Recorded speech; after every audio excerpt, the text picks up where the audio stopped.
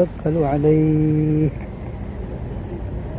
ونعوذ بالله من شرور أنفسنا ومن سيئات أعمالنا من يهده الله فلا مضل له ومن يضلله فلا هادي له وأشهد أن لا إله إلا الله وحده لا شريك له وأشهد أن سيدنا ونبينا ومولانا محمدا عبده ورسوله صلى الله تعالى عليه وعلى آله وأصحابه وبارك وسلم تسليما كثيرا أما بعد فأعوذ بالله من الشيطان الرجيم بسم الله الرحمن الرحيم إن تجتنبوا كبائر ما تنهون عنه نكفر عنكم سيئاتكم وندخلكم مدخلا كريما صدق اللہ العظیم. میرے قابل احترام بزرگوں،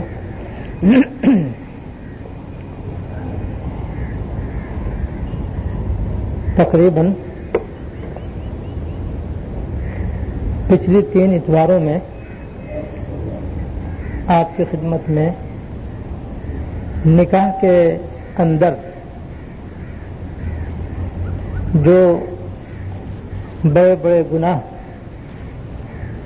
ہمارے معاشرے کے اندر کیے جاتے ہیں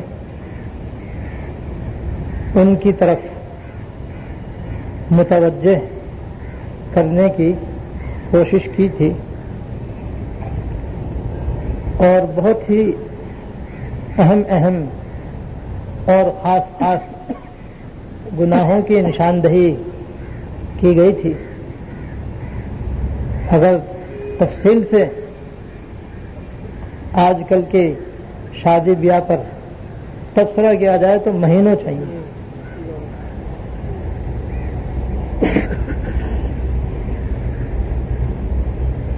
جو گناہ بیان کیے گئے تھے، فی الحال اگر انہی سے ہم بچ جائیں تو بڑی غنیمت ہے، اور بچنا ہی چاہیے، بچنا ضروری ہے. چند گناہ باقی رہ گئے تھے. میری کوشش تو یہ تھی کہ وہ پچھلی اتوار ہی کو پورے ہو جاتے، لیکن نہ ہو سکے. تو آج یہ خیال ہے کہ چند ایک جو گناہ باقی رہ گئے ہیں وہ بھی عرض کر دیے جائیں، اس امید پر کہ اللہ تعالی ہم سب کو ان سے بچنے کی توفیق عطا فرما دیں، اور ہمارے معاشرے کو اور ہماری شادی بیاہوں کو گناہوں سے پاک و صاف فرما دیں. اور اس سلسلے میں ہم کو رسول اللہ صلی اللہ علیہ وسلم کی سنت اور آپ کے طریقے کو زندہ کرنے اور اپنانے کی توفیق عطا فرما دیں. جو گناہ میں نے اب تک بیان کیے ہیں ان کا خلاصہ پہلے عرض کر دوں تاکہ ذرا وہ تازہ ہو جائے. سب سے پہلے جو میں نے گناہ عرض کیا تھا وہ تھا کہ شادی کی جو سب سے پہلی جو بات ہوتی ہے وہ منگنی کی ہوتی ہے.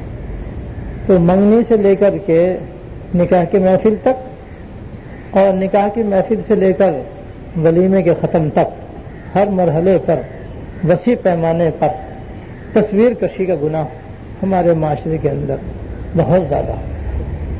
اور تصویر کشی کا گناہ بڑا گناہ ہے، اس کا بڑا عذاب ہے، اس کا بڑا وبال ہے. بس شادی بیاہ تو ہے ہی تصویر کشی سے بھری ہوئی، ہمارا پورا معاشرہ ہی تصویر کی لپیٹ.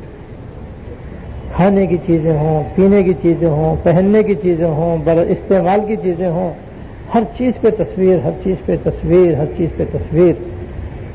اور تصویر بہرحال اسلام کے اندر ناجائز اور گناہ ہے. اس لیے ہمیں جس طرح شادی بیاہ کے موقع پر اس سے بچنا ضروری ہے، ویسے بھی اپنے گھر کے اندر تصاویر سے بہت زیادہ پرہیز کرنے کی ضرورت ہے۔ ہمارے گھروں کے اندر تصویریں لگی ہوئی نہ ہوں، نہ کیلنڈر میں، نہ فریم میں، اور نہ استعمال کی چیزوں میں۔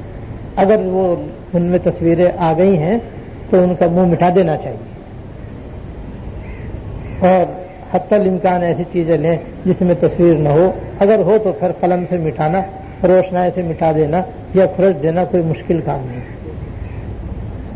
اخبار و رسائل میں بھی اس بات کی احتیاط رکھیں کہ اگر وہ گھر میں آ گئے ہیں تو پڑھنے کے بعد ان کو اچھی طرح سے لپیٹ کر الماری کے اندر بند کر کے رکھا جائے، اور اسی طرح اپنے گھروں کو ٹی وی کی لعنت سے بھی پاک رکھنا چاہیے، کیونکہ وہ تصویر کی نمائش کا ماسٹر ہے،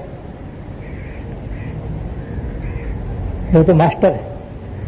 تو ماسٹر گھر کے اندر موجود ہو تو کیسا ہمارا گھر اس نحوست سے پاک رہ سکتا ہے؟ تو اپنے گھروں کو اس لعنت سے پاک کرنے کے لیے اس لعنت سے بھی اپنے آپ کو بچانا بڑا ضروری ہے۔ اب تو ساری دنیا کی ننگی تصویریں، اور ایک ملک نہیں، 2 10 20 نہیں، 190 ملکوں کی ننگی فلمیں، ننگے پروگرام دیکھنے کے لیے 150 200 روپے میں تار مل رہا ہے، جس نے ڈش کو پیچھے کر دیا۔ اللہ بتا، ساری اللہ تعالیٰ کے قہر کو اور اس کے عذاب کو دعوت دینے والی باتیں ہیں، جس سے مسلمان جو ہیں بس ایک کہتے ہیں نا ہیروئن کا نشہ لگ جاتا ہے تو پھر لگ ہی جاتا ہے۔ اللہ بتا، بس اس طرح کا ایک نشہ ہے کہ جو مسلمانوں کو پلایا جا رہا ہے، اور مسلمان بے خوف و خطر اس کے پینے میں مشغول ہیں، لیکن جب اس کا عذاب اور وبال آئے گا تو پھر کوئی بچانے والا نہ ہوگا۔ اس لیے بڑے ڈرنے اور بچنے کی بات ہے۔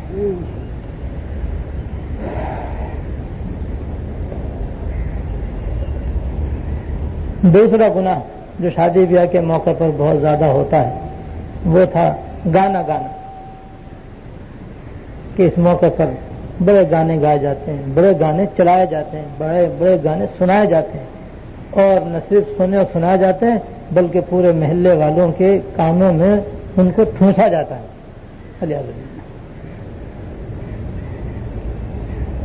اور گانے گانے کی آواز پر دنیا اور آخرت کے اندر لعنت کی گئی ہے، اور جس کام پر لعنت ہوتی ہے وہ گناہ ہوتا ہے، ناجائز ہوتا ہے، اللہ تعالیٰ کی ناراضگی کا ذریعہ ہوتا ہے، اس سے بچنا ضروری ہوتا ہے۔ جو نہیں بچے گا اللہ تعالیٰ کے قہر میں مبتلا ہوگا، عذاب میں مبتلا ہوگا، اس کا دل تباہ ہوگا، اس کی آخرت برباد ہوگی، اللہ یہ کہ توبہ کر لے، اللہ تعالیٰ سے معافی مانگ لے۔ دوسرا گناہ، تیسرا گناہ، گانے بجانے کے آلات کا استعمال کرنا ہے۔ گانے بجانے کے آلات کا استعمال کرنا، جیسے ڈھولک، سارنگی، بانسری، ہارمونیم، جھانج، ڈسکو وغیرہ، یہ سب گانے کے ساتھ ساتھ استعمال ہوتے ہیں۔ تو گانے بجانے کے آلات کا استعمال بغیر گانے کے بھی ممنوع ہے اور گناہ ہے، اور تفصیل سے میں کر چکا ہوں کہ حضور دنیا میں تشریف ہی اس لیے لائے تھے کہ یہ گانے بجانے کے آلات کو دنیا سے توڑ پھوڑ کے ختم کر دیں۔ آپ کے تشریف لانے کا مقصد یہ ہے، جہاں اور مقاصد نہیں، یہ بھی مقصد ہے کہ اس دنیا سے آپ گانے بجانے کے آلات کا خاتمہ کر دیں، اور آپ کے امتی انہیں کو زندہ کر دیں، انہیں کو استعمال کر کے حضور کے تشریف لانے کے مقصد کو پاش پاش کر رہے ہیں۔ الحمد للہ، کتنے بڑے غضب کی بات ہے، کتنے خطرناک بات ہے۔ جس کو حضور مٹانے آئے، حضور کے امتی اس کو زندہ جاوید کریں، کس قدر مقابلے کی بات ہے، کتنی خوفناک بات ہے۔ اس میں تو ایمان خطرے میں پڑتا ہے آدمی کا۔ اور چوتھا گناہ ہے ناچنا، کہ شادی بیاہ کے موقع پر ناچ بھی عام ہوتا، عورتیں ناچتی، مرد دیکھتے، عورتیں اور مرد مخلوط ناچتے۔ گھر تو گھر جناب، وہ ٹرک میں بیٹھے ہوئے جا رہے ہیں تو ناچتے ہوئے جا رہے ہیں، بارات جا رہی ہے تو وہ ناچتی ہوئی جا رہی ہے، بھائی یہ بندروں کی شادی ہے کیا ہے؟ یہ بندر بھی ایسا تو نہیں ناچتے جتنے انسان ناچنے. تو ناچنا یہ ایک مستقل کیا کہتے ہیں ایک طریقہ ہے جو ہمارے شادی بیاہوں کے اندر اختیار کیا جاتا ہے، اور اس کی وجہ یہ کہ اسکولوں کے اندر اس کو سیکھا جاتا ہے.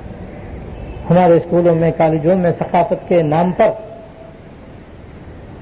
یہ منحوس چیز سکھائی جاتی ہے، یہ لعنت زدہ کام بتایا جاتا ہے، سکھایا جاتا ہے لڑکوں کو لڑکیوں کو. اس لیے بس جب کوئی شادی کا موقع آتا ہے، کوئی خوشی کا موقع آتا ہے، تو دیہات سے لے کر شہروں تک لوگ ناچنے کا بھی گناہ کرتے ہیں. بہرحال گناہ ہے. جو گناہ کرے گا گناہ کے وبال میں آئے گا، جو گناہ سے بچے گا وہی اس گناہ کے وبال سے بچے گا.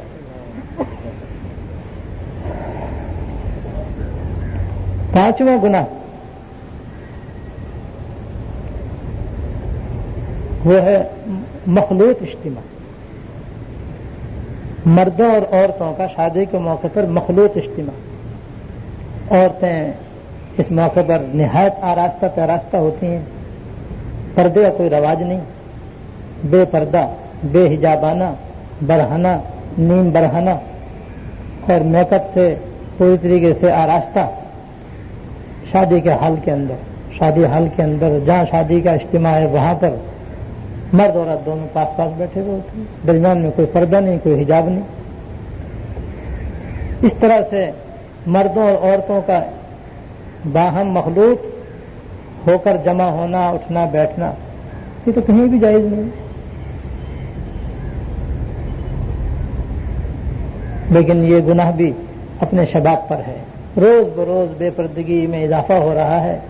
خواتین کے دل سے خوف خدا نکلتا جا رہا ہے، اور خوف خدا جب نکلتا ہے تو عورت برہنہ ہوتی ہے، بے پردہ ہوتی ہے، بے حجاب ہوتی ہے، ننگی ہوتی ہے، اور پھر اس طریقے سے نکل کر اجتماعات کے اندر بھی مردوں کے ساتھ نامیرا مردوں کے ساتھ بیٹھنے میں اس کو کوئی حیا اور شرم نہیں آتی.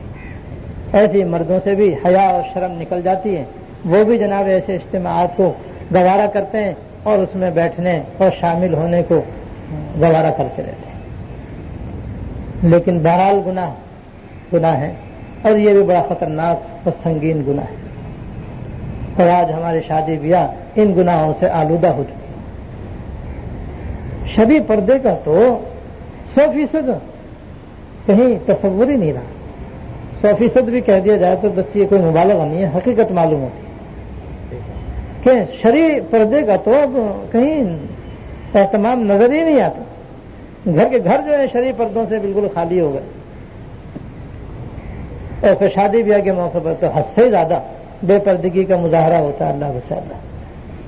تو بے پردگی عورتوں کی ایک تو یہ ممنوع اور گناہ کی بات. پھر دوسرا گناہ یہ کہ وہ مردوں کے ساتھ آ کر کے ان کا اختلاط اور اجتماع اور آپس میں ملنا جلنا، ایک دوسرے سے باتیں کرنا، ایک دوسرے کے پاس آ کے بیٹھنا، ساتھ کھانا پینا، اٹھنا بیٹھنا، بولنا چالنا، یہ ایک اور مستقل گناہ. پھر اس گناہ کے اندر اور گناہ. ظاہر ہے جب مرد عورت سب عورتیں بے پردہ ہوں گی اور مرد عورت مخلوط ہوں گے تو جناب بدنگاہی خوب ہوگی. بدنگاہی بھی گناہ ہے. اور اس کے بعد پھر زبانی گفتگو، ایک دوسرے کے جسم کو مس کرنا، یہ سارے گناہ جو ہیں یہ اپنے عروج پر ہوتے ہیں وہاں. وہی یہ مخلوط اجتماع بھی گناہ ہے اور بڑا سنگین گناہ ہے جس سے بچنے کی ضرورت ہے. ایسا گناہ ہے کہ جس مجلس میں یہ گناہ ہو رہا ہو اس میں تو شامل ہونا بھی جائز نہیں. اگر جا کر بھی معلوم ہو جائے تو واپس ہو جانا چاہیے.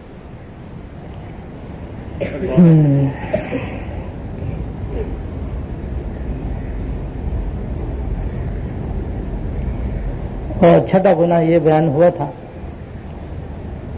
کہ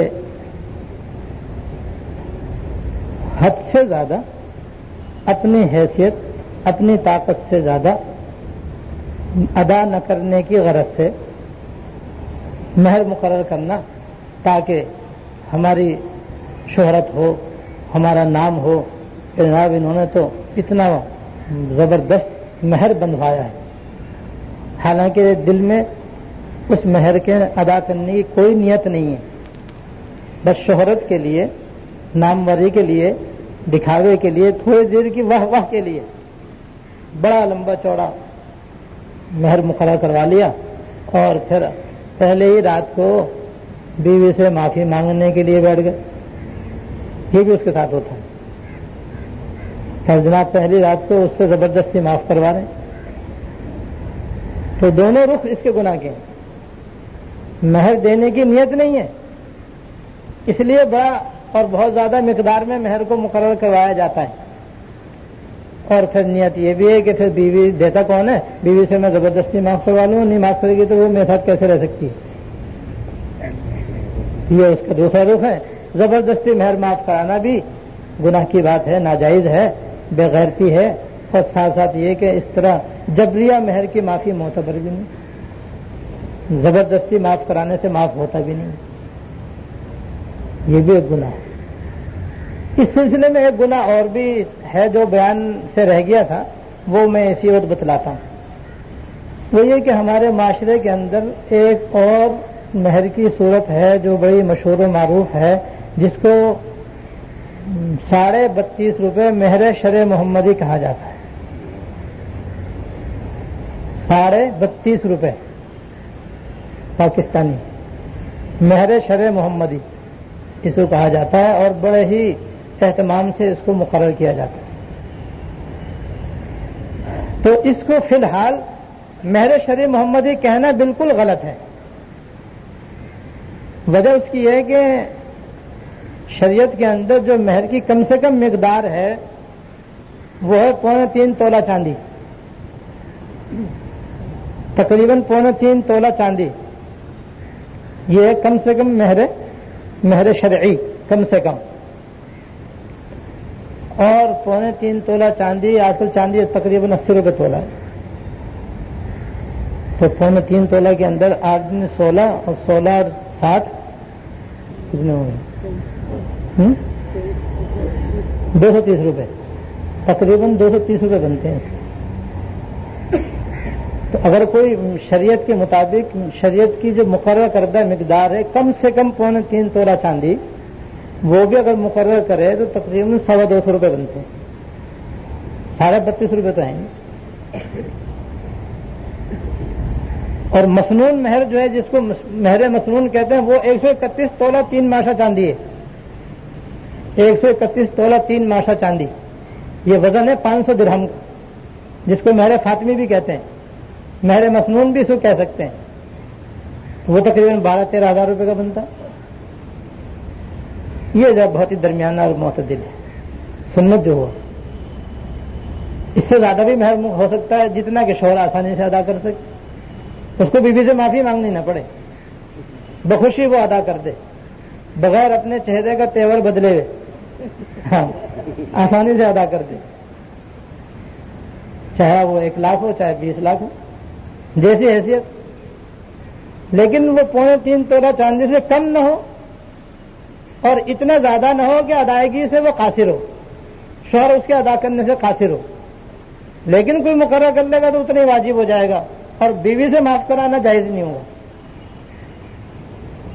تو 32.5 روپے کا تو کوئی ثبوت ہی نہیں ہوا نا، اس کی تو کوئی بنیاد ہی نہیں ہے۔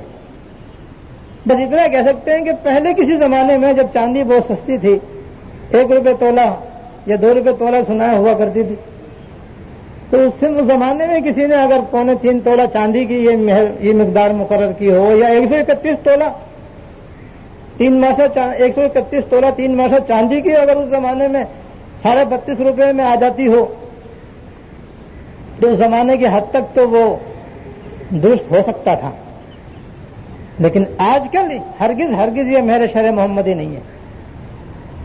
اگر کوئی یہ مقرر کرے گا تو اس کا مقرر کرنا ناجائز ہے، یہ اور مقرر کر لے گا تو کم از کم 3.25 تولہ چاندی یا اس کے پیسے دینے اس کے ذمہ واجب ہو جائیں گے، یعنی 200-250 روپے آج کل کے حساب سے۔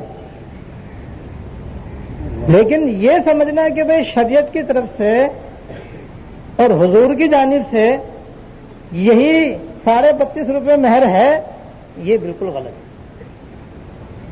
یہ اس لیے میں کہہ رہا ہوں کہ بہت جگہ آج بھی اسی کے مقرر کرنے کا رواج ہے. 32.5 میرے شرع محمدی مان دو. لہذا جہاں کہیں یہ مہر باندھا جاتا ہو تو ہرگز یہ نہیں باندھنا چاہیے. اور یا تو مسنون مہر مقرر کریں یا اس سے بھی کچھ کم کر دیں، لیکن 3.25 تولہ چاندی سے بہرحال کم کسی حالت میں بھی مقرر نہ کریں، اس سے زیادہ مقرر کریں. اور سب سے بہتر بات یہی ہے کہ مسنون مہر باندھنے کی کوشش کی جائے. یہ بہت ہی نہ بہت بھاری ہے نہ بہت ہلکا ہے. یہ عام طور پر درمیانے درجے کے مسلمانوں کے لیے بھی بہت ہی موزوں اور مناسب ہے. لیکن یہ بھی خالی مسنون ہے، فرض واجب نہیں ہے. اگر کسی میں 12,000 کی حیثیت نہیں ہے، وہ 5,000 مقرر کرنا چاہے تو وہ بھی جائز ہے. بہت کم بھی نہ ہو، بہت زیادہ بھی نہ ہو، درمیانہ ہو، اور دونوں کی حیثیت دیکھ کر کے مقرر ہو. شوہر کی بھی عورت کی بھی دونوں کی حیثیت دیکھ کر کے اتنا مقرر کرنا چاہیے کہ جس کے ادا کرنے میں شوہر کو آسانی اور سہولت رہے.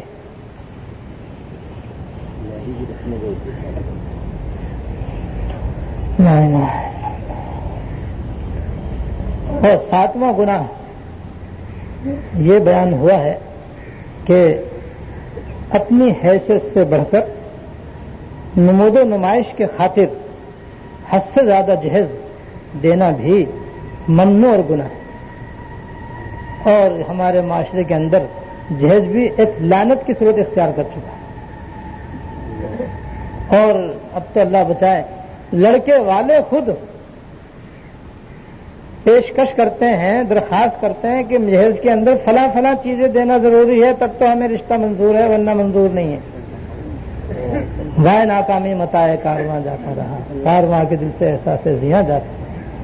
یعنی شادی کیا ہو گئی؟ یہ تو دکانداری ہو گئی، سودے بازی والی بات ہو گئی. گویا عورت جو ہے وہ جہیز کے بدلے خریدی جا رہی ہے. یعنی عورت اور بیوی مقصود نہیں ہے، جہیز اصل مقصود ہے. تمہاری تو شادی ہو رہی ہے، تمہارا جہیز سے کیا تعلق؟ جہیز تو وہ اپنی بیٹی کو دینا چاہتا ہے. باپ اپنی بیٹی کے ساتھ سلوک کر رہا ہے، وہ اپنی حیثیت کے مطابق کم کرے، زیادہ کرے، تھوڑا کرے، زیادہ کرے. لڑکے والوں کو تو اس سے کوئی غرض ہی نہیں ہونی چاہیے. لیکن اب الٹا معاملہ کہ رشتہ بعد میں ہے، پہلے یہ پوچھا جاتا ہے کہ آپ جہیز میں کیا دیں گے. بلکہ باقاعدہ لڑکے والے شرطیں لگاتے ہیں کہ فلاں چیز بھی دینی ہوگی، فلاں چیز بھی دینی ہوگی، فلاں چیز بھی دینی ہوگی. وہاں تک کہ اللہ بچائے یہ باتیں بھی سننے میں آتی ہیں کہ لڑکے والوں نے کہا کہ کار بھی دینی ہوگی، دکان بھی دینی ہوگی، بنگلہ بھی دینا ہوگا. الیاذ باللہ. یعنی بالکل ہی انسانیت سے نکل گیا، بالکل ہی جانور سے بھی بدتر ہو گیا انسان. جانور سے اس سے بہتر ہے اس معاملے میں. نہ حیا رہی، نہ شرم رہی، نہ غیرت رہی، نہ کسی چیز کا پاس رہا. بالکل ہی معلوم ہوتا ہے کہ بس دنیا کے اور مال و دولت کے پجاری ہیں. اور وہاں پر کچھ شادی کامیاب بھی نہیں ہوتی، اس لیے کہ وہاں پر تو شادی مقصود نہیں ہے، نکاح مقصود نہیں ہے، بس پیسہ مقصود ہے.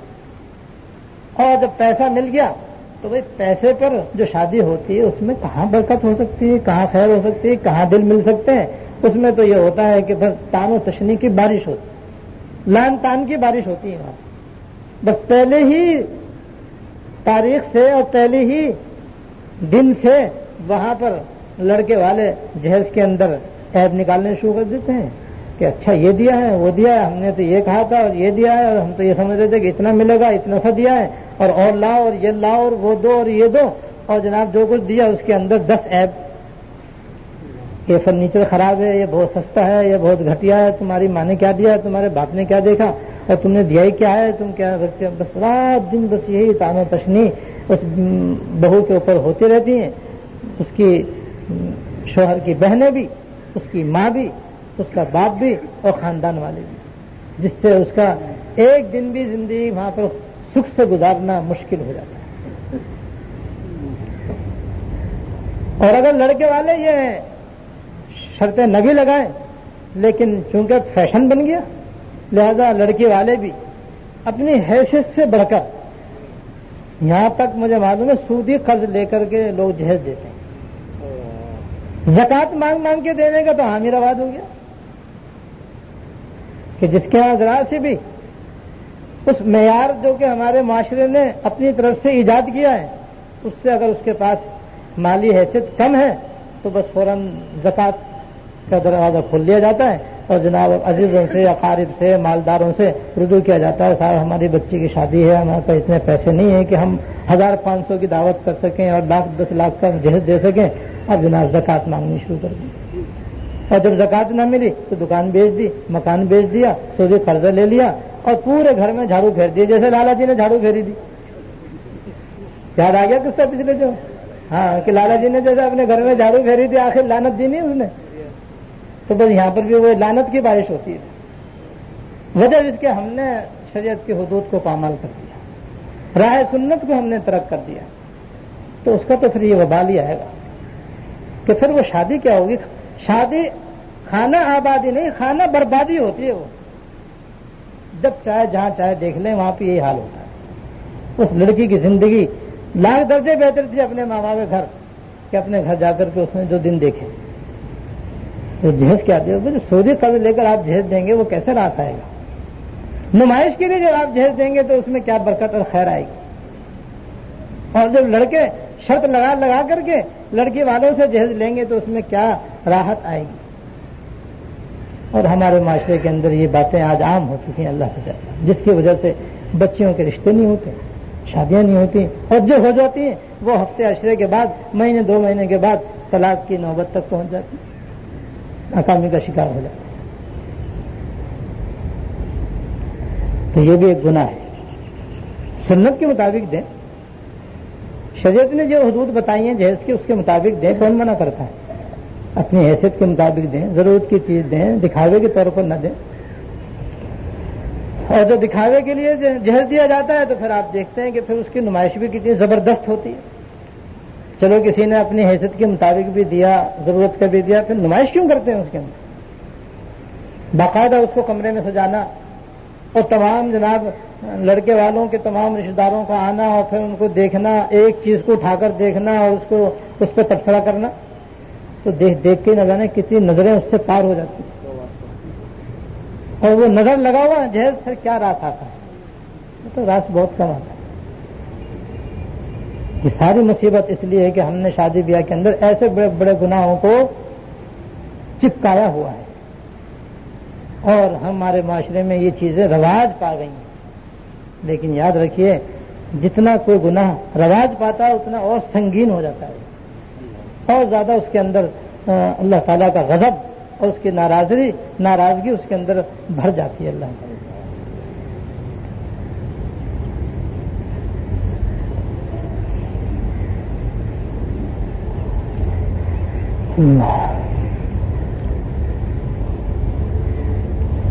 اور 8واں گناہ یہ ہے کہ اب بھی زمانہ دراز سے ایک بڑی ہی بدترین رسم شادی بیاہ میں چلی آ رہی ہے، جس کو ہمارے علاقے میں تو نیوتے کی رسم کہتے ہیں، اور جو ہمارے سرحد وغیرہ کے اور کشمیر وغیرہ کے علاقے ہیں اس میں نندرا کہتے ہیں اسے، نیوتا نندرا۔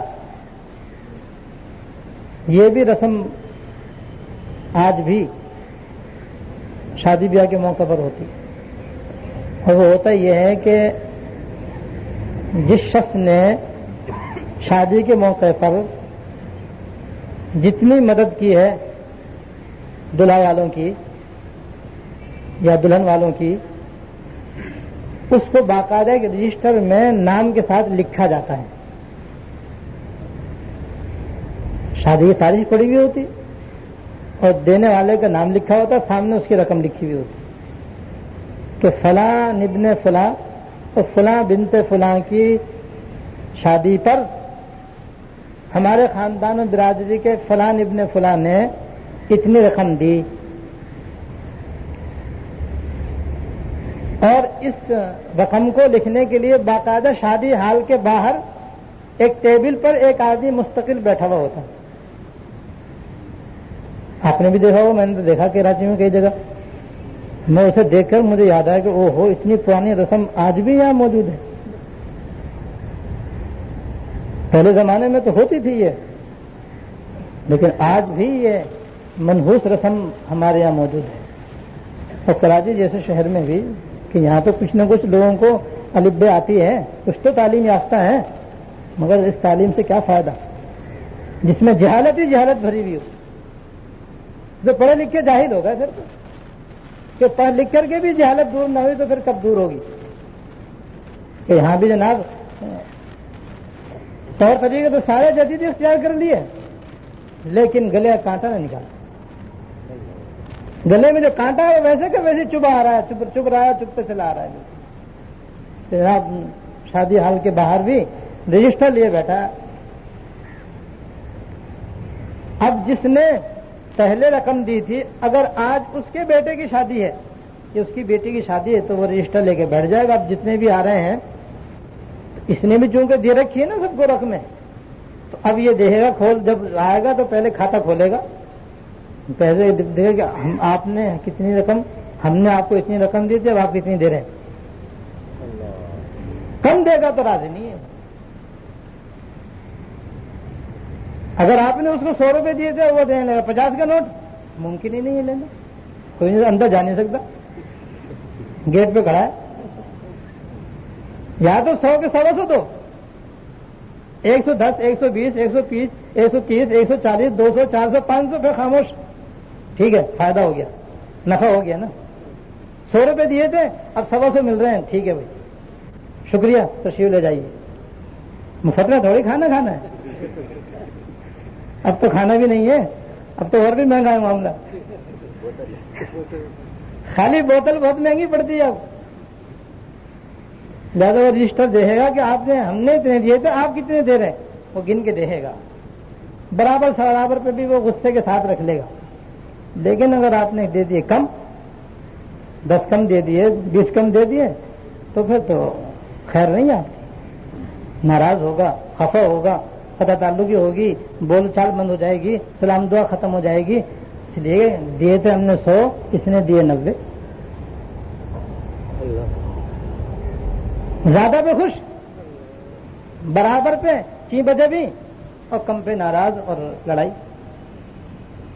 اس طریقے سے ہر ایک اپنے شادی پر اپنا حساب دیکھتا ہے اور اپنا کھاتا کھول کے بیٹھ جاتا ہے لالا جی کی طرح کہ کتنے دیے تھے، اب کتنے آئے. زیادہ آ گئے تو پھر تو صحیح ہے، اور اگر کم آئے تو پھر لڑائی ہے. اللہ بچائے، اللہ بچائے. علماء کرام نے فرمایا ہے کہ یہ سودی معاملہ ہے.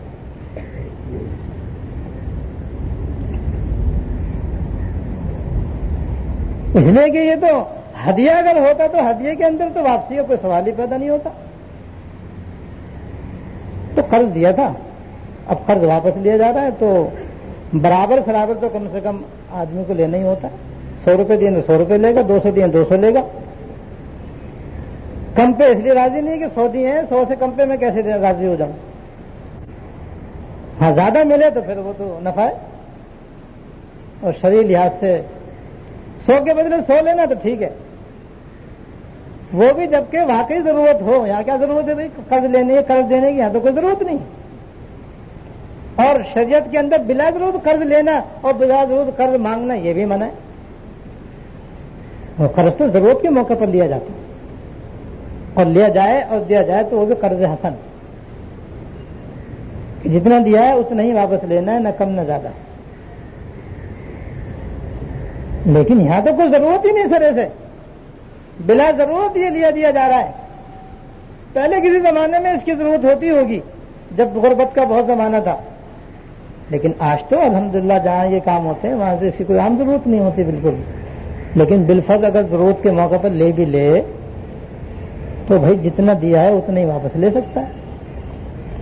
لیکن یہاں تو ارادہ پہلے سے یہ ہوتا ہے کہ جتنا دیا ہے اس سے زیادہ واپس لینا ہے. یہ پہلے تصور ہوتا ہے، اس کے اندر کوشش ہوتی ہے اس بات کی. اس لیے برابر لینے پہ خوش نہیں ہوتا. وہ اتنا تو ہم نے بھی دیا، تم نے دیا، کون سا کمال کیا. اور کم کے اوپر لڑنے ورنے کے لیے تیار، نہ اتفاقی ہو جاتی ہے اس کے اندر. تام و تشنیع تو لازمی ہے. تو جتنا دیا تھا اس سے زیادہ جو واپس لیا جا رہا ہے، یہ تو کلو قرض جر نفع فہو ربا کے اندر آتا ہے کہ ہر وہ قرض جس کے اوپر ذرا سا بھی نفع لیا جائے سود ہے. اور سود آپ خود سوچ دیجئے کتنا سنگین گناہ ہے. ایک حدیث میں ہے، 3 حدیثوں کے اندر 3 الفاظ آئے ہیں. ایک حدیث میں ہے کہ 70 سے سود میں 70 گناہ ہیں. دوسری حدیث میں ہے سود کے اندر 72 خرابیاں ہیں. تیسری روایت میں سود کے اندر 73 وبال ہیں. اور کم سے کم جو اس کا گناہ ہے وہ ایسا ہے جیسے کوئی اپنی ماں کے ساتھ بدکاری کرے.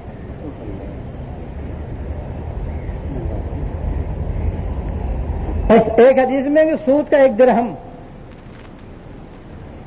ایک حدیث میں 33 ایک مرتبہ ہے، حدیث میں 36 کہ 33 مرتبہ زنا کرنے سے زیادہ برا ہے. اور اس کا عذاب نبی اکرم جناب رسول اللہ صلی اللہ علیہ وسلم نے اپنی آنکھوں سے دیکھا ہے. ایک مرتبہ خواب میں دیکھا ہے، ایک مرتبہ شب معراج میں دیکھا ہے. خواب کے اندر تو آپ نے اس طرح دیکھا کہ آپ فرماتے ہیں کہ میرے ساتھ مجھے 2 آدمی آئے اور میرے سے مجھے لے کر کے چلے، اور راستے میں گزرتے ہوئے میں ایک نہر پر سے گزرا تو دیکھا کہ اس نہر جو خون کی ہے، نہر خون سے بھری ہوئی ہے، اور اس کے بیچ میں ایک آدمی کھڑا ہوا ہے، کنارے پر بھی ایک آدمی کھڑا ہوا ہے، اس کے پاس بہت سارے پتھر ہیں بڑے بڑے. اور جب نہر کے درمیان کا آدمی نکلنے کی کوشش کرتا ہے، کنارے کی طرف آتا ہے، تو وہ باہر کھڑا ہوا آدمی پتھر اٹھا کر اس زور سے اس کے سر پہ مارتا ہے کہ وہ قلع بازی کھاتا ہوا بیچوں بیچ پہ پہنچ جاتا ہے اور پھر وہیں ٹھہر جاتا ہے. پھر کوشش کرتا ہے، پھر وہ اس کے سر پہ پتھر مارتا ہے. تو میں نے ان سے پوچھا جو میرے ساتھ تھے، جو مجھے یہاں لے کر کے آئے تھے، میں نے ان سے پوچھا کہ یہ کیا ماجرا ہے، یہ کون آدمی ہے جو خون کی نہر میں کھڑا ہوا ہے؟ تو انہوں نے فرمایا یہ آپ کی امت کا سود خور ہے. جو سود کھانے والے ہیں، یہ سود کھانے والے کا یہ سود کھانے والا آدمی جو خون کی نہر میں کھڑا ہوا ہے، اور یہ فرشتہ جو اس کو عذاب دینے پہ مامور ہے.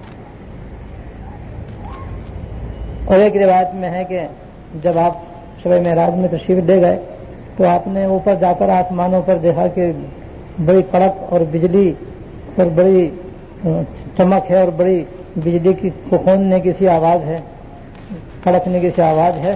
اور ساتھ ہی یہ دیکھا کہ کچھ لوگ ایسے ہیں جن کے پیٹ مکانوں کے برابر ہیں. اللہ بچائے، اللہ بچائے. اور ان کے پیٹ کی کھال اتنی باریک ہے کہ اندر کی چیزیں باہر سے نظر آ رہی ہیں، اور پیٹ میں ان کے سانپ بچھو بھرے ہوئے. پیٹ اتنے بڑے بڑے ہیں جیسے گھر ہوتا ہے، اور کھال اتنی پتلی سی ہے کہ اندر سے باہر سے اندر کی چیز دیکھ لو. اور پیٹ جو پھولے ہوئے ہیں وہ ایسے نہیں، اس کے اندر سانپ بھرے ہوئے. اور آل فرعون ان کے اوپر سے ان کو رونتے ہوئے گزرتے ہیں صبح شام، کیونکہ ان کو دوزخ کے سامنے لے جایا جاتا ہے، تو وہ ان کے اوپر سے گزرتے ہیں. جب گزرتے ہیں تو آپ خود ہی اندازہ لگا لیں کہ وہ روننے سے کیا حالت ہوتی ہوگی، جس کے نتیجے میں وہ پناہ مانگتے ہیں اللہ تعالیٰ سے کہ یا اللہ قیامت برپا نہ کرنا، قیامت برپا نہ کرنا. جب یہی ہمارے لیے اتنی بڑی قیامت ہے تو آگے نہ جانے کیا عذاب اور وبال ہوگا. تو آپ سے پوچھا گیا حضور یہ کون لوگ ہیں جن کو آپ نے معلوم کیا؟ تو بتایا گیا کہ یہ سود کھانے والے لوگ ہیں جو دنیا میں سود کھاتے ہیں. سود خوروں کا یہ انجام ہے اور یہ حال ہے جو دنیا میں سود کھاتے ہیں، کہ ان کا عذاب اور وبال ہے. تو بھئی یہ سود کا لین دین کوئی معمولی گناہ نہیں ہے، بہت ہی خوفناک، بہت ہی خطرناک اور بڑا ہی سنگین اور قطعاً حرام ہے، جس کا حرام ہونا قرآن کریم سے ثابت ہے، اور ایک نہیں 10 آیتوں میں ثابت ہے. 40 سے زیادہ حدیثیں اس کے حرام ہونے کے اوپر موجود ہیں. پوری امت اس کے حرام و ناجائز ہونے پر متفق ہے. چاہے ساری دنیا حلال کہیں، ان کے کہنے سے کیا ہوتا ہے؟ اللہ اس کے رسول کے کہنے سے ہوتا ہے جو کچھ بھی ہوتا ہے. جب انہوں نے اسے حرام کر دیا تو قیامت تک حرام ہے، چاہے ساری دنیا کھائے پیے. ایسا سنگین، اتنا خطرناک یہ وہ گناہ ہے. اور شادی کے موقع پر دیکھو کس طریقے سے ہو رہا ہے. اور کھلے عام ہو رہا ہے. جس شادی کے اندر سود کا لین دین ہوگا بتائیے اس کے اندر کہاں سے خیر آئے گی, کہاں سے اس میں راحت آئے گی, کہاں سے اس میں برکت آئے گی, کہاں سے اس میں سکون آئے گا, کہاں سے اس میں دلوں میں جوڑ پیدا ہوگا, کیسے میں بیوی میں اتفاق پیدا ہوگا, کون دونوں کیسے ایک دوسرے کے حقوق ادا کرنے والے ہوں گے, دونوں خاندان کے لیے وہ کیسے ہوں گے ٹھنڈک بنیں گے. توڑنے کے تو سارے انتظامات ہم نے پہلے سے کر رکھے, تو رسمی طور پر ہم نے ان کو جوڑ دیا, لیکن توڑنے کے سارے انتظامات ہم نے کر رکھے ہیں, تو وہ تو ٹوٹے گا, وہ رشتہ تو برقرار رہنا مشکل ہے. اور اگر نہ بھی ٹوٹا تو بھی نکاح کے مقاصد سے تو محروم ہو گیا, اور جو نکاح کے فوائد سے, نکاح کے ثمرات سے, نکاح کے برکات سے اور اس کے اللہ تعالیٰ کی رحمتوں اور نوازشوں سے جو نکاح خالی ہو گیا, تو اس کے اندر کیا فائدہ ہوگا؟ بے سکونی, بے قراری, بے چینی کے سوا اس میں کیا ہوگا؟ اور یہی ہوتا ہے. اللہ بچائے. اور اس کے اندر دیکھو کیسے دیندار لوگ بھی مبتلا ہیں. ہمارے استاد فرمایا کرتے آج کل دینداری کرتا ٹوپی تک رہ گئی ہے بس, کہ بس ٹوپی سر پہ رکھ لی, کرتا پہن لیا, شلوار پہن لی, ٹخنے سے اوپر شلوار رکھ لی, بس اس کا نام ہے دینداری. بھائی یہ ہیں بھائی دیندار صاحب, یہ ہیں بس. یہ چاہے آپ چاہے سود لیں چاہے سود دیں, چاہے وہ رشوت لیں رشوت دیں, اب چاہے وہ کچھ بھی کرتے رہیں, ان کی دینداری میں کوئی فرق نہیں آتا.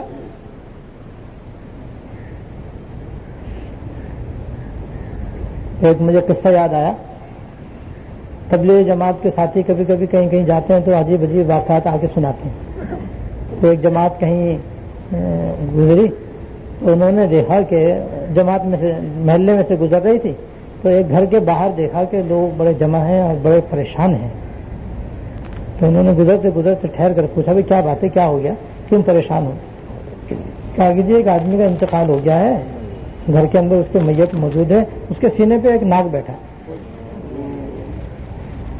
اور ہم نے بہت کوشش کی اس کو ہٹانے کی, ہٹ ہی نہیں دیتا, اور ڈر بھی لگ رہا ہے اس لیے کہ کسی کا ڈنک نہ مار دے, اور ہمیں اسے غسل دینا ہے, کفن دینا ہے, نماز پڑھنی ہے, ہمارے سمجھ میں نہیں آ رہا کیسے کیا کریں.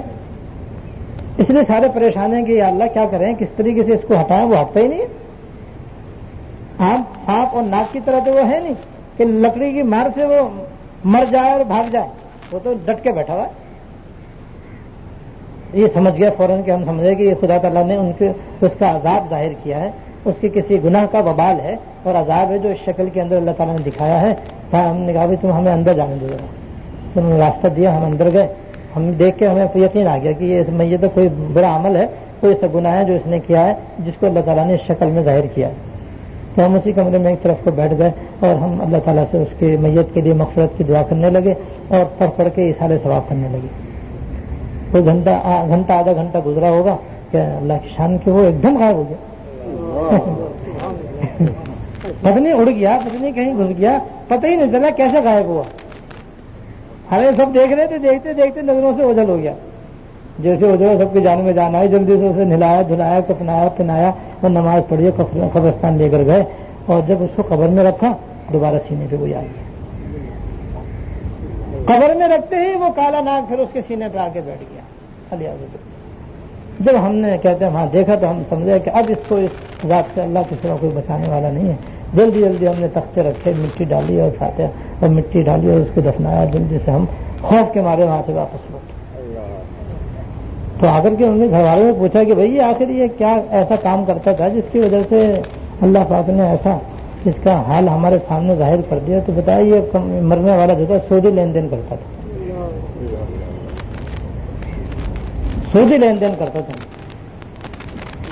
ہائے ہائے. اور ایک اور عجیب قصہ یاد آیا مجھے. یہ بہت پرانا واقعہ ہے, یہ تو تازہ واقعہ پاکستان کا ہی واقعہ ہے جو میں نے ابھی سنایا جماعت والوں کا. یہ بہت پرانا واقعہ ہے.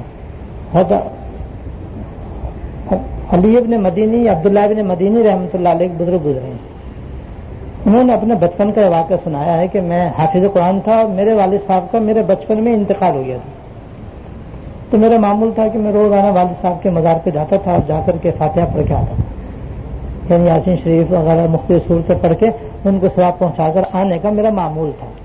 رمضان شریف آ گئے, رمضان شریف میں بھی میرا یہ معمول رہا. ایک دن آخری عشرہ تھا اور تاک رات تھی شب قدر والی.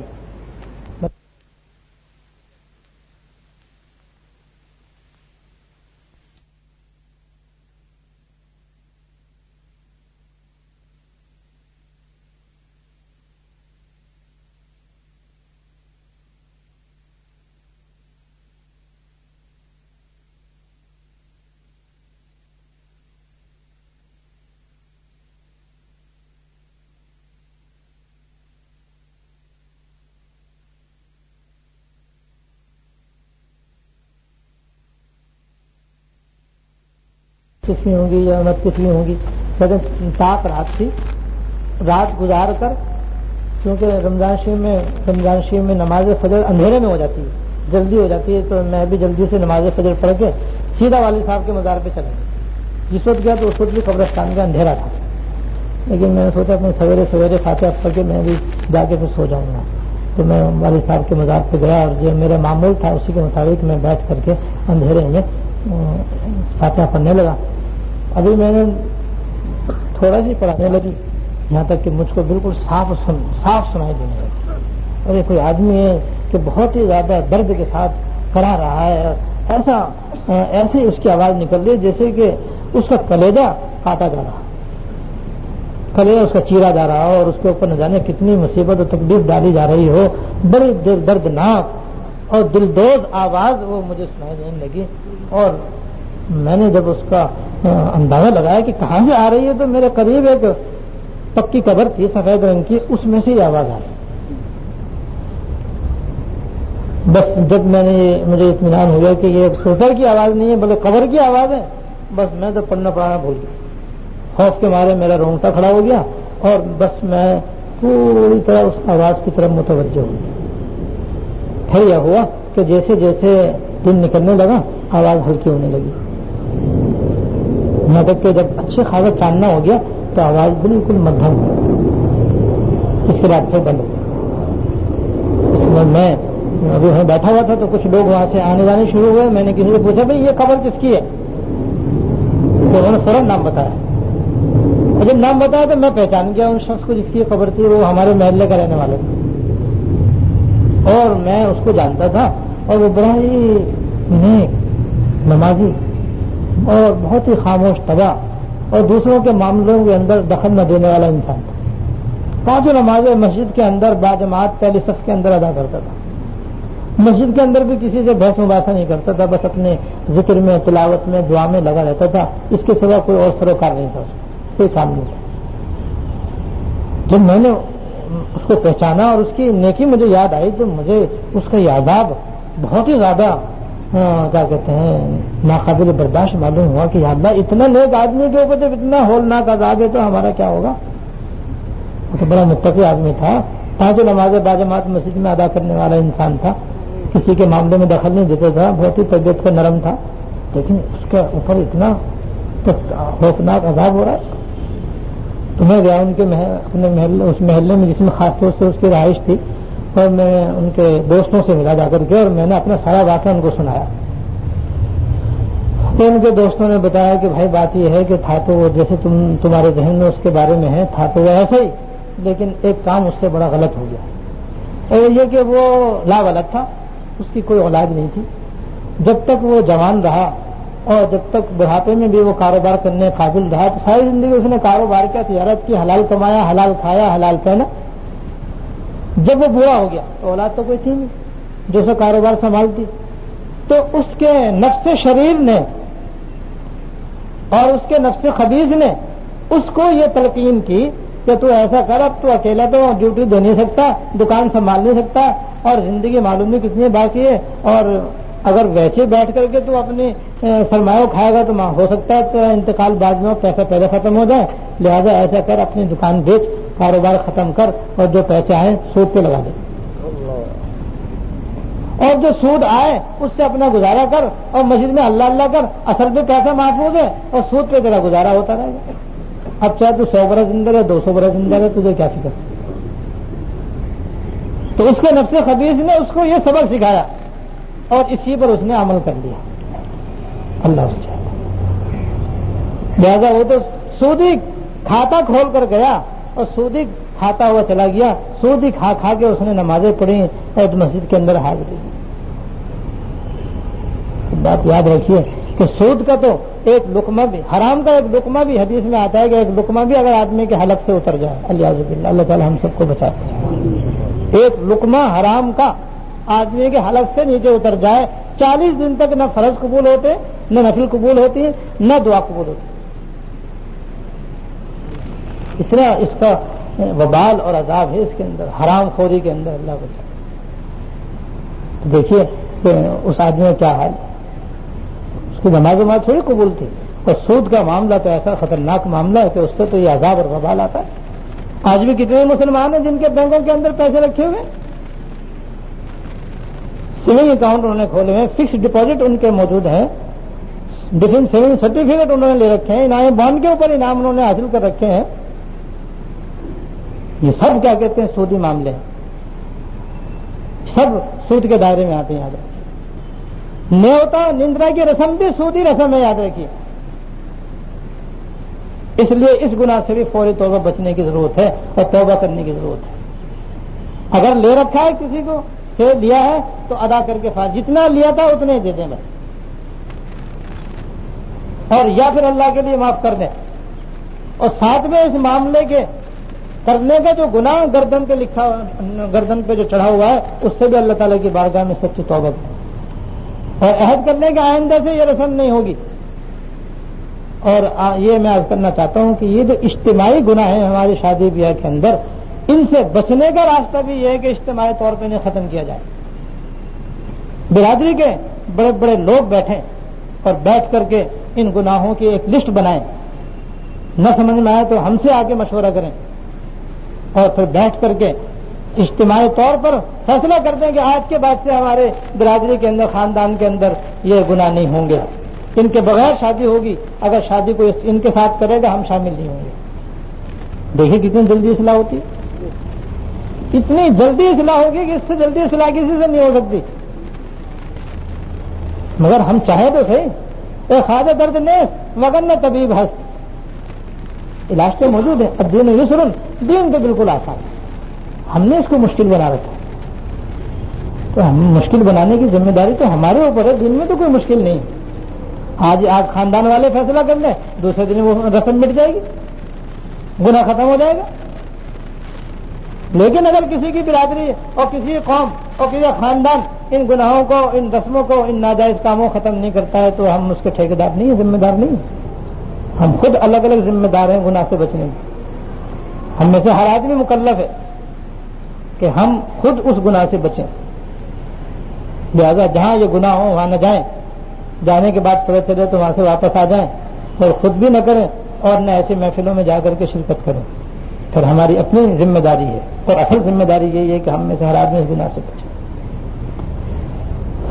اور بھی اس کے اندر بہت ساری خرابیاں ہیں اس رسم کے اندر، نیوتا نندرے کی رسم کے اندر بہت سارے اس میں اور بھی مقاصد ہیں اور قباحتیں ہیں۔ ہمارے جامعہ دارالعلوم کراچی کے دارالفتہ سے اس پر مفصل مدلل فتویٰ جاری ہوا ہے، اگر کسی کو وہ ضرورت ہو تو وہاں سے اس کو لے سکتا ہے تاکہ اسے اچھی طرح پڑھے سمجھے۔ اس میں جو بنیادی خرابی وہ میں نے آپ کے سامنے عرض کر دی۔ اور ایک گناہ یہ ہوتا ہے، وہ سبھی جانتے ہیں کہ شادی بیاہ کے موقع پر کتنی نمازیں قضا ہوتی ہیں، دلہا کی کتنی نمازیں اور دلہن کی کتنی نمازیں، کتنی نمازیں قضا ہوتی ہیں۔ منگنی میں کتنی نمازیں قضا ہوتی ہیں مردوں اور عورتوں کی، پھر نکاح کی محفل میں کتنی نمازیں قضا ہوتی ہیں، پھر لڑکی کی دعوت میں کتنی نمازیں قضا اور برباد ہوتی ہیں، پھر آگے ولیمے کے اندر اور پھر ولیمے کے بعد بھی۔ جبکہ حضرت شیخ الحدیث حضرت مولانا زکریا صاحب رحمۃ اللہ علیہ نے فضائل نماز کے اندر ایک حدیث کی روشنی میں، ایک حدیث میں ہے کہ جس آدمی نے جان بوجھ کر ایک نماز بھی قضا کر دی، جان بوجھ کر ایک نماز بھی قضا کر دی بلا عذر شرعی، پھر چاہے اس نے اسے قضائی پڑھ لی تب بھی اس کو جہنم میں ایک حقب جلایا جائے گا، اور ایک حقب کا حضرت نے حساب بتایا 2,88,00,000 سال.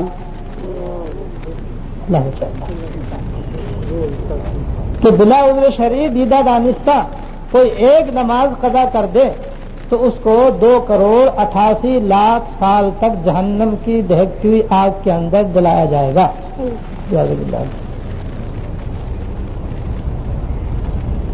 اور جہاں سینکڑوں نمازیں قضا ہو رہی ہیں،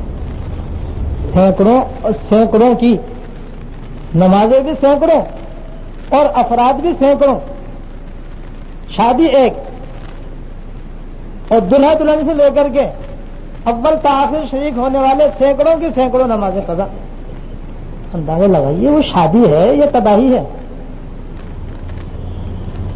صرف اس وجہ سے ہے کہ ہم نے نبی اکرم جناب رسول اللہ صلی اللہ علیہ وسلم کا راستہ چھوڑ دیا، اور جس نے حضور کا راستہ چھوڑ دیا تو گمراہی کا راستہ ہوتا ہے. اس گمراہی کے اندر اسی طرح کی گمراہیاں ہوتی ہیں، ایسے اس کے اندر گناہ ہوتے ہیں، ایسے اس کے اندر عذاب ہوتے ہیں، ایسے اس کے اندر وبال ہوتا ہے.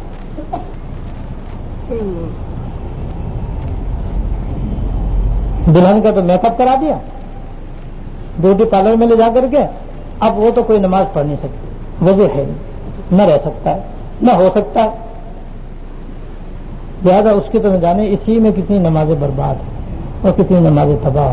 ایسی دلہا کی بھی وہ کبھی نمازی ہوتا ہے، نہیں ہوتا ہے تو اس موقع پر تو بے نمازی ہو جاتا ہے اللہ ماشاء اللہ. ایسے گھر والوں کی کتنی نمازیں، راتوں کو جاگیں گے تو فجر کی نماز تو یقیناً قضا ہے. اور برات کے اور مہمانوں کی آمد کے انتظامات میں منتظمین کی کتنی نمازیں قضا ہوتی. جماعتوں کے فوت ہونے کا تو کوئی تصور ہی نہیں، وہ تو بے شمار بے حساب، اس کی تو کوئی حیثیت ہی نہیں ہے. جماعت نکل رہی ہے نہیں نکل رہی ہے، اندازہ لگا کیا ہو رہا ہے. یہ شادی ہے ہماری، اس کا نام شادی ہوتا ہے. اگر آنکھ بند ہو جائے تو معلوم ہو کہ بس سوائے غم کے کچھ نہیں. یہ شادی نہیں ہے، یہ تو غم ہے جس میں اتنے بڑے بڑے گناہوں کا ارتکاب ہو. نماز جیسی اہم چیز اس کے اندر ترک کر دی جائے تو وہ تو بھائی معمولی چیز میں بھی جائز نہیں. ایک بزرگ کا واقعہ یاد آیا، وہ حج کرنے کے لیے تشریف لے جا رہے تھے اور حج ان پہ فرض نہیں تھا. ویسے بیت اللہ کی زیارت کے لیے تشریف لے جا رہے تھے کہ راستے میں جماعت فوت ہو گئی، میں سے واپس آیا. تو جب پہلے ہی جماعت فوت ہو گئی تو وہ تو نہ فرض ہے نہ واجب ہے، نہ سنت ہے نہ مستحب ہے. واجب تو پہلے چھوٹ گیا، نقصان تو پہلے ہو گیا، نفع تو بعد میں ہے کہ پتہ نہیں میں پہنچوں گا نہیں پہنچوں گا. سمجھے نہیں کہ جب حج فرض نہ ہو تو بھائی جب حج فرض نہیں ہے تو پھر تو جانا بھی فرض نہیں ہے، لیکن نماز پڑھنا تو فرض ہے اور جماعت سے پڑھنا تو